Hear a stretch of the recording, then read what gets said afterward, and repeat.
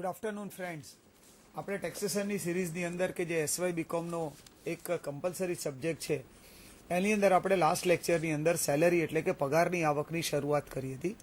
એની અંદર પગાર કોને કહેવાય, કર્મચારી કોને કહેવાય, કર્મચારીને આપેલી સેવાના બદલામાં વળતર તરીકે જે અવેજ મળે તો એ અવેજ રોકડના સ્વરૂપમાં હોય અથવા રોકડમાં માપી શકાય એવી વસ્તુ કે સેવાના સ્વરૂપમાં હોય અથવા કોઈ મિલકત વાપરવાના અધિકાર સ્વરૂપે હોય. એમાં આપણે એ પણ જોયું હતું કે ભથ્થા કોને કહેવાય અને સવલત કોને કહેવાય. પણ જે કોઈ ભથ્થા કે સવલતની રકમ અથવા એમને લાભ મળતો હોય એની કરપાત્રતા નક્કી કરવાની હોય તો એ માટે જે પગારને આધારે ગણતરી કરવામાં આવે છે એ પગારને મૂળ પગાર કહેવાય છે.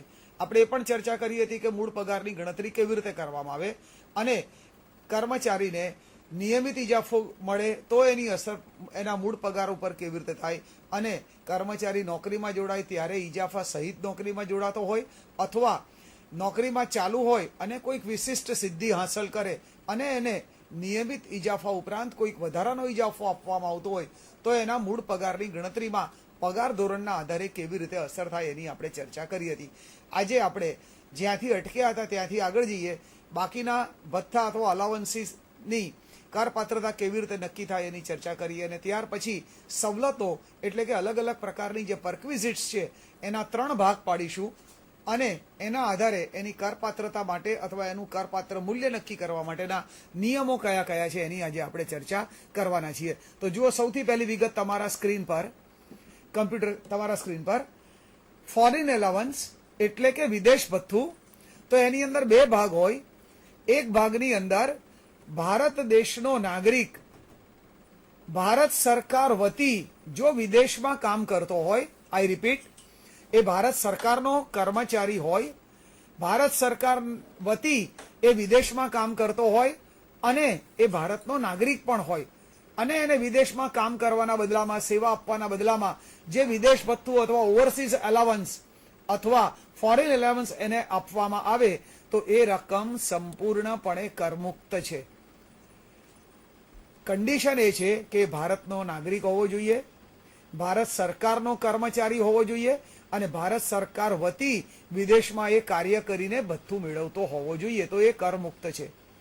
ખાનગી કર્મચારી તરીકે વિદેશમાં ભથ્થું મેળવે તો એ કરપાત્ર, અથવા એ ભારતનો નાગરિક ન હોય અને ભારત સરકાર વતી કામ કરે વિદેશમાં અને ભથ્થું મેળવતો હોય તો એ પણ રકમ કરપાત્ર ગણવામાં આવશે. પણ એની નીચેનો ભાગ કે જેની અંદર વિદેશી નાગરિક કે જે ભારત દેશનો નાગરિક નથી એવો વિદેશી નાગરિક જે તે દેશની સરકારનું ભારતની અંદર પ્રતિનિધિત્વ કરતા હોય એટલે કે એના એમ્બેસેડર અથવા પ્રતિનિધિ અથવા જે તે દેશની ભારતની અંદર આવેલી વિદેશી એલચી કચેરી જે છે એની અંદર જો એ સેવા આપતા હોય અથવા યુનોના જો એ કર્મચારી હોય તો એમને ભારતની અંદર મળતું ઓવરસીઝ અથવા ફોરેન એલાવન્સ સંપૂર્ણપણે કરમુક્ત છે.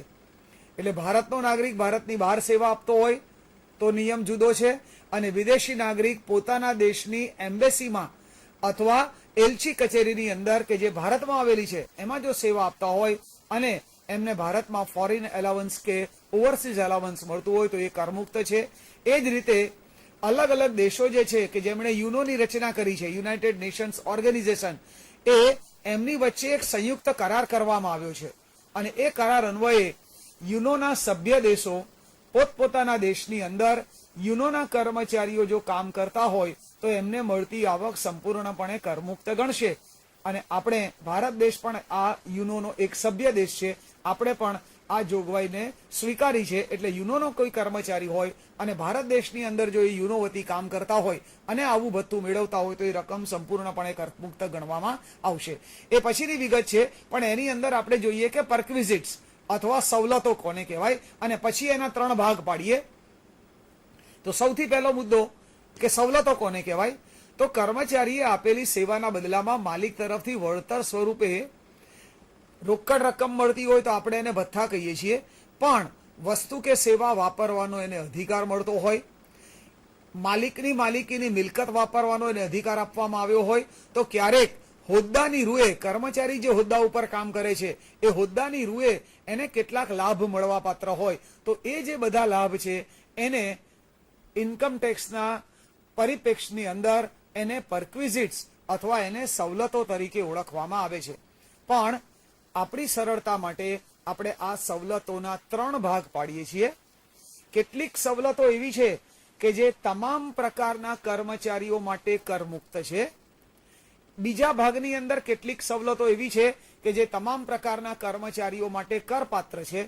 પણ ત્રીજા પ્રકારની કેટલીક સવલતો એવી છે જે વિશિષ્ટ પ્રકારના કર્મચારી માટે જ કરપાત્ર છે. એ સિવાયના જે કર્મચારીઓ છે જેને ઓર્ડિનરી કર્મચારી અથવા સામાન્ય કર્મચારી ગણાય એમના માટે આવી સવલતો કરમુક્ત છે. તો આ 3 ભાગમાં સમજતા પહેલા આપણે એ પણ સમજી લઈએ કે વિશિષ્ટ કર્મચારી કોને કહેવાય અથવા વિશિષ્ટ કર્મચારી નક્કી કરવા માટેના નિયમો શું છે. તો જુઓ તમારા સ્ક્રીન પર બ્રેકેટમાં લખેલી છે, કૌંસની અંદર વિગત લખેલી છે. તે કોઈ કંપનીના ડિરેક્ટર હોય અથવા કંપનીના કર્મચારી હોય, પણ જે કંપનીના એ કર્મચારી છે એ જ કંપનીના 20% કે તેથી વધુ ઇક્વિટી શેર્સ અથવા વોટિંગ રાઇટ્સ ધરાવતા શેર હોલ્ડર હોય, અથવા એમનો રોકડમાં મળતો વાર્ષિક પગાર 50,000 રૂપિયા કરતા વધારે હોય. આઈ રિપીટ, આ 3 કન્ડિશન એક સાથે પાલન થાય એવું જરૂરી નથી. 3માંથી કોઈ પણ એક કન્ડિશનનું પાલન થતું હોય અથવા કન્ડિશન લાગુ પડતી હોય તો એવા કર્મચારીને વિશિષ્ટ કર્મચારી કહેવાય. 3માંથી એક પણ કન્ડિશન જેમને લાગુ પડતી નથી એવા કર્મચારીઓને સામાન્ય કર્મચારી ગણવામાં આવશે. એટલે ડિરેક્ટર હોય અથવા કંપનીના એવા કર્મચારી હોય કે જેમની પાસે માલિક કંપનીના 20% કે તેથી વધુ વોટિંગ રાઇટ્સ ધરાવતા શેર હોય, અથવા એમનો વાર્ષિક રોકડમાં મળતો નિયમ અનુસારનો પગાર 50,000 રૂપિયા કરતા વધારે હોય. આ 3માંથી એક પણ કન્ડિશન લાગુ પડતી હોય તો એવા કર્મચારીને વિશિષ્ટ કર્મચારી કહેવાય. આ સિવાયના બાકીના બધા જ કર્મચારીઓને સામાન્ય કર્મચારી કહેવાય. પણ અભ્યાસક્રમની અંદર એવી સ્પષ્ટતા કરવામાં આવી છે કે સેલેરીનો જ્યારે એક્ઝામ્પલ પૂછવામાં આવે પરીક્ષાની અંદર, તો જે કર્મચારીના પગારની કરપાત્રતા નક્કી કરવાની હોય એ કર્મચારી સામાન્ય કર્મચારી છે કે વિશિષ્ટ કર્મચારી છે એવી વિગત એક્ઝામ્પલની રકમમાં આપવી જરૂરી છે. એટલે આપણે એક્ઝામ્પલ ગણતી વખતે આપણે નક્કી કરવાનું નથી કે આ કર્મચારી સામાન્ય કર્મચારી છે કે વિશિષ્ટ કર્મચારી, અથવા એને કયો નિયમ લાગુ પડે છે કે જેના કારણે એ વિશિષ્ટ કર્મચારી છે, અથવા 3માંથી એક પણ નિયમ લાગુ પડતા ન હોવાના કારણે એ સામાન્ય કર્મચારી છે. આ આપણે નક્કી કરવાનું નથી, કારણ કે એ અભ્યાસક્રમમાં કહેલું છે. તો આપણને એક્ઝામ્પલમાં વિગત આપી જશે કે આપવામાં આવેલા કર્મચારીની જે વિગત છે એ કર્મચારી કાં તો સામાન્ય કર્મચારી છે અથવા વિશિષ્ટ કર્મચારી છે, એવી સ્પષ્ટતા એક્ઝામ્પલમાં હશે.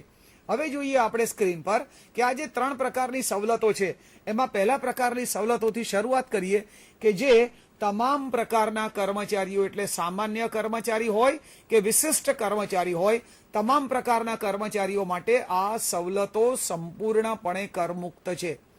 એની સૌથી પહેલી વિગત, ફ્રી મેડિકલ અસિસ્ટન્સ એટલે કર્મચારીને અને કર્મચારીના કુટુંબીજનોને, કુટુંબના સભ્યોને જો કોઈ દાક્તરી સારવાર આપવામાં આવી હોય તો આ એ સાથે જોડાયેલી સવલત છે, શરત છે. Free medical assistance provided at the hospital being owned and or managed by the owner. આ જે ધંધાકીય એકમમાં કર્મચારી કાર્ય કરી રહ્યા છે એના જે માલિક છે એ માલિકની માલિકીની હોસ્પિટલ હોય કે માલિક દ્વારા એ હોસ્પિટલનું સંચાલન કરવામાં આવતું હોય, એવી હોસ્પિટલની અંદર જો કર્મચારીને કે કર્મચારીના કુટુંબીજનોને દાક્તરી સારવાર આપવામાં આવી હોય તો તે રકમ સંપૂર્ણપણે કરમુક્ત છે. બીજી એમાં જ એની સાથે જોડાયેલી condition, or it is being owned or being managed by the owner or reimbursement of medical bill of recognized hospital. Recognized hospital એટલે સરકાર દ્વારા અથવા ઇન્કમ ટેક્સ ડિપાર્ટમેન્ટ દ્વારા જે હોસ્પિટલોને માન્ય હોસ્પિટલ તરીકે નક્કી કરવામાં આવી છે એવી હોસ્પિટલની અંદર જો માલિક દ્વારા કર્મચારી કે તેના કુટુંબીજનોને દાક્તરી સારવાર આપવામાં આવી હોય, આઈધર એનું બિલ પહેલા કર્મચારીએ પે કર્યું હોય અને ત્યાર પછી કર્મચારીને આ બિલ માલિકે રોકડેથી ચૂકવી આપ્યું હોય તો એને રીઇમ્બર્સમેન્ટ કહેવાય. તો ડાયરેક્ટ પેમેન્ટ કર્યું હોય માલિકે અથવા પહેલા ખર્ચની રકમ કર્મચારીએ ચૂકવી હોય અને પછી એ રકમ માલિકે ચૂકવી આપી હોય તો એ પણ રકમ તમામ પ્રકારના કર્મચારીઓ માટે કરમુક્ત છે. એની અંદર એક ત્રીજો હિડન પાર્ટ એ છે કે જો આવી હોસ્પિટલ સરકારી હોસ્પિટલ હોય, સરકારની માલિકીની, પછી એ કેન્દ્ર સરકારની હોય કે રાજ્ય સરકારની માલિકીની, અને એમાં જો કર્મચારીને કે એના કુટુંબીજનોને દાક્તરી સારવાર આપવામાં આવી હોય તો એ રકમ પણ સંપૂર્ણપણે કરમુક્ત ગણાશે. એટલે આપણે 3 બાબત યાદ રાખવાની. એક, જે હોસ્પિટલમાં આવી દાક્તરી સારવાર આપવામાં આવી છે એ હોસ્પિટલ જો માલિકની માલિકીની હોય કે માલિક દ્વારા સંચાલિત હોય તો પણ કરમુક્ત તમામ પ્રકારના કર્મચારીઓ માટે. જો આ સરકારી હોસ્પિટલ હોય તો પણ તમામ પ્રકારના કર્મચારીઓ માટે દાક્તરી સારવારની ખર્ચેલી તમામ રકમ કરમુક્ત છે. અને જો આ માન્ય હોસ્પિટલ હોય, રેકગ્નાઇઝ હોસ્પિટલની અંદર આવી સારવાર આપવામાં આવી હોય તો માલિકે સીધો ખર્ચ ચૂકવ્યો હોય તો તે રકમ, અથવા માલિકે કર્મચારીએ ચૂકવેલી રકમ પાછળથી એને રોકડેથી ચૂકવી આપી હોય જેને રીઇમ્બર્સમેન્ટ કહેવાય તો એ રકમ પણ સંપૂર્ણપણે કરમુક્ત ગણવામાં આવશે. પણ આ 3 કેટેગરી સિવાયની જે હોસ્પિટલો હોય એને ખાનગી હોસ્પિટલો કહેવાય. અને ખાનગી હોસ્પિટલની અંદર જો કર્મચારી કે કર્મચારીના કુટુંબીજનોને દાક્તરી સારવાર આપવામાં આવી હોય, એનું બિલ ઇનિશિયલી કર્મચારીએ ચૂકવ્યું હોય અને પાછળથી માલિકે રકમ એને ભરપાઈ કરી આપી હોય, રીઇમ્બર્સમેન્ટ કરી આપી હોય તો એને લગતો નિયમ હવે તમારા સ્ક્રીન પર નીચેના ભાગની અંદર medical otherwise it is tax free up to ₹15,000 for specified employees only. જો આ રીતે ખાનગી હોસ્પિટલની અંદર સારવાર આપવામાં આવી હોય તો જો એક કર્મચારી વિશિષ્ટ કર્મચારી હોય તો માલિકે આ રીતે રીઇમ્બર્સ કરી આપેલી રકમ પૈકીની ₹15,000 સુધીની રકમ કરમુક્ત ગણાય અને એના કરતાં વધારાની જે રકમ ચૂકવી આપી હોય એટલી જ રકમ વિશિષ્ટ પ્રકારના કર્મચારી માટે કરપાત્ર ગણાય. પણ જો આવી ખાનગી દવાખાનામાં આપવામાં આવેલી સારવાર જે કર્મચારી કે તેના કુટુંબીજનોને આપવામાં આવી છે એ કર્મચારી જો સામાન્ય પ્રકારનો કર્મચારી હોય તો માલિકે ખર્ચેલ કોઈ પણ રકમ અથવા માલિકે રીઇમ્બર્સ કરી આપેલી ગમે તેટલી રકમ હોય એ સામાન્ય પ્રકારના કર્મચારી માટે સંપૂર્ણપણે કરમુક્ત ગણવામાં આવશે. એટલે આપણે અહીંયા એટલું જ યાદ રાખવાનું કે ખાનગી હોસ્પિટલની અંદર વિશિષ્ટ કર્મચારી કે તેના કુટુંબીજનોને જો દાક્તરી સારવાર આપવામાં આવી હોય તો એ રકમ 15,000 કરતાં જો વધારે ચૂકવી હોય તો વધારાની રકમ કરપાત્ર ગણાય. બાકીના તમામ માટે આ રકમ સંપૂર્ણપણે કોઈ પણ કન્ડિશનની અંદર અથવા તે સિવાયની હોસ્પિટલો માટે સંપૂર્ણપણે કર મુક્ત છે. પણ એની સાથે જોડાયેલો નીચેનો બીજો પાર્ટ કે કર્મચારીઓનું મેડિકલ ઇન્સ્યોરન્સ લેવામાં આવ્યું હોય, એટલે કે એનો દાક્તરી સારવારનો વીમો લેવામાં આવ્યો હોય અને એનું પ્રીમિયમ માલિક દ્વારા ચૂકવવામાં આવ્યું હોય, અથવા ક્યારેક કર્મચારીઓના જૂથ માટે મેડિકલ ઇન્સ્યોરન્સ માલિક દ્વારા લેવામાં આવતો હોય અને એનું પ્રીમિયમ માલિક દ્વારા ચૂકવવામાં આવતું હોય તો પણ આ રકમ એટલે કે માલિકે કર્મચારીઓના દાક્તરી સારવારના વીમાની પ્રીમિયમની ભરેલી રકમ તમામ પ્રકારના કર્મચારીઓ માટે સંપૂર્ણપણે કરમુક્ત ગણવામાં આવે છે. એ જૂથ વીમો હોય કે વ્યક્તિગત વીમો હોય, પણ જો એ કર્મચારીના દાક્તરી સારવાર માટેનો વીમો હોય અને પ્રીમિયમની રકમ માલિક દ્વારા ચૂકવી આપવામાં આવી હોય તો એ સંપૂર્ણપણે તમામ પ્રકારના કર્મચારીઓ માટે કરમુક્ત ગણવામાં આવશે. એ પછીની વિગત તમારા સ્ક્રીન પર. થર્ડ પાર્ટ, એન્ટરટેનમેન્ટ ફેસિલિટી એટલે કે આનંદ પ્રમોદ માટેની વ્યવસ્થા કરી હોય. It is free, entertainment facility is free. પણ ક્યારે? કે જ્યારે તમામ પ્રકારના કર્મચારીઓ માટે, પછી એના હોદ્દાના આધારે નહીં, તમામ કર્મચારીઓને એક સરખી સવલતનો લાભ મેળવવાનો અધિકાર હોય ત્યારે. માનો કે બરોડાની અંદર એક એવી મોટી ધંધાકીય એકમની વ્યવસ્થા છે કે જ્યાં દર શનિવારે સાંજે તમામ કર્મચારીઓ પોતાના પરિવારજનો સાથે રાત્રે ભેગા થાય અને એ ગ્રાઉન્ડની અંદર બેસીને બધા એક સાથે કોઈ મૂવીને માણે અથવા એનો આનંદ લે. તો ત્યાં પ્રવેશ માટે અથવા આ મૂવી કે એન્ટરટેનમેન્ટ માટે કોઈ કર્મચારીને અપવાદરૂપ ગણ્યા નથી. બધા માટે એક સરખી સવલત છે. તો જો આવી સવલત આપવામાં આવતી હોય અને એનો ખર્ચ માલિક દ્વારા ચૂકવવામાં આવતો હોય તો એ રકમ સંપૂર્ણપણે કરમુક્ત ગણવામાં આવશે. એનો જ બીજો પાર્ટ, ફ્રી બ્રેકફાસ્ટ. અહીંયા બ્રેકફાસ્ટ છે લંચ કે ડિનર અથવા આપણે જેને કહીએ છીએ ગુજરાતીમાં ભાણું, એની વાત નથી, આ નાસ્તાની વાત છે, બ્રેકફાસ્ટની વાત છે. Free breakfast during the working hours, કામના કલાકો દરમિયાન જો કર્મચારીઓને મફત ચા નાસ્તો કે એ પ્રકારનું બ્રેકફાસ્ટ આપવામાં આવતું હોય તો એ રકમ પણ સંપૂર્ણપણે કરમુક્ત ગણવામાં આવશે. એ પછી એનો ત્રીજો ભાગ, ટેલિફોનની સગવડ આપે કર્મચારીઓને, પછી એ લેન્ડલાઇન હોય એટલે કે બેઝિક લાઇન હોય કે મોબાઈલ ફોન હોય, ઉપયોગ કરે કર્મચારી અને એનું બિલ જો માલિક દ્વારા ચૂકવવામાં આવતું હોય તો પણ એ રકમ તમામ પ્રકારના કર્મચારીઓ માટે કરમુક્ત છે.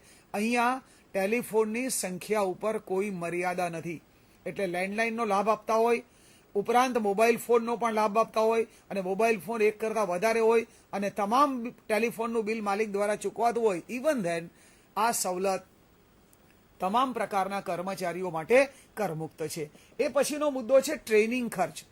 કર્મચારીઓને એમની કાર્યક્ષમતા વધી શકે, નવા નવા સંશોધનો માટેની માહિતી મળે, જે ઉદ્યોગ સાથે એ જોડાયા છે એ ઉદ્યોગમાં વિકાસ માટેની તકો ક્યાં છે અથવા એમાં એ પોતે જે કામ કરી રહ્યા છે એ વધુ ઇફેક્ટિવલી કેવી રીતે કરી શકાય, એ માટે એમને જ્યારે ટ્રેનિંગ આપવામાં આવે તો એ ટ્રેનિંગનો ખર્ચ આવવા જવાથી માંડીને રહેવાનો અને ટ્રેનિંગ માટે જો કોઈ ફીસ ચૂકવવામાં આવી હોય તો તે આ તમામ ખર્ચ કર્મચારી વતી માલિક ચૂકવે છે. ટ્રેનિંગ આપે છે અથવા તો ટ્રેનિંગ મેળવે છે કર્મચારી, કાર્યક્ષમતામાં વધારો થાય છે કર્મચારીઓનો, પણ એ પેટે ખર્ચ અથવા ફી માલિક દ્વારા ચૂકવાય છે. ઇવન ધેન આ રકમ સંપૂર્ણપણે કરમુક્ત છે. એની પાછળનું લોજિક એ છે કે કર્મચારી પોતાની કાર્યક્ષમતામાં વધારો કરશે તો જ્યારે ટ્રેનિંગમાંથી પાછો આવી કાર્યક્ષમતાના વધારા દ્વારા એ વધારે સારું આઉટપુટ આપશે, વધારે સારી ગુણવત્તાવાળો કે જથ્થામાં માલનું ઉત્પાદન કરશે અથવા વધુ સારી કાર્યક્ષમતાથી કામ કરશે તો અલ્ટિમેટલી એનો લાભ માલિકને ટ્રાન્સફર થવાનો છે. માટે આ રકમ કર્મચારીઓની ટ્રેનિંગ માટે ચૂકવવામાં આવેલો માલિક દ્વારા તમામ ખર્ચ સંપૂર્ણપણે કર્મચારી માટે કરમુક્ત છે. એ પછીની વિગત તમારા સ્ક્રીન પર.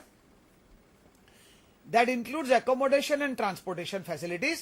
પણ એ પછીની વિગત છે કે કોઈ પણ રાજ્યની હાઈકોર્ટના અને સુપ્રીમ કોર્ટના કર્મચારીઓને, કોઈ પણ રાજ્યની હાઈકોર્ટ્સ અને સુપ્રીમ કોર્ટના જે જજીસ છે, કર્મચારીઓ જે જજીસ છે, એમને જો વાહન વ્યવહારની અંતે કોઈ એક કાર, એટલે કર્મચારી ઓબ્વિયસલી પોતાને જેમાં કરપાત્રતા ઓછી થતી હોય એને જે કરમુક્તિનો લાભ મળતો હોય એ વ્યવસ્થાનો સ્વીકાર કરે તો એ માટે if employee is allowed to use more than one car for both the purposes, બંને હેતુઓ માટે એક કરતાં વધુ કાર વાપરવાનો અધિકાર મળતો હોય ત્યારે the car single car having the highest engine capacity will become taxable.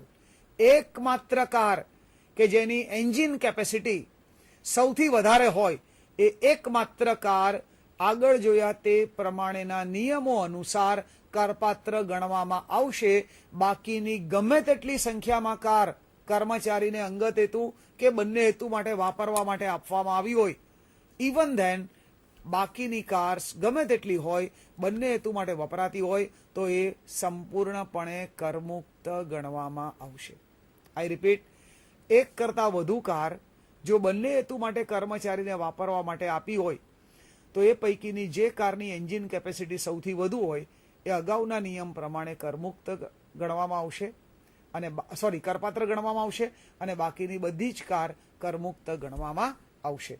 અને લાસ્ટ પાર્ટ મિલ્સ એટલે એની અંદર ભાણું, એમાં બપોરનું ભાણું જેને અંગ્રેજીમાં લંચ કહેવાય, રાતનું વાળું જેને અંગ્રેજીમાં ડિનર કહેવાય, આ બંને સાથે પણ એની અંદર સોફ્ટ ડ્રિંક્સ છે, એટલે શરબત, ઠંડા પીણા, લસ્સી વગેરે પ્રકારના ઠંડા પીણા પણ જો એને પ્રોવાઈડ કરવામાં આવતા હોય તો એની વિગત છે.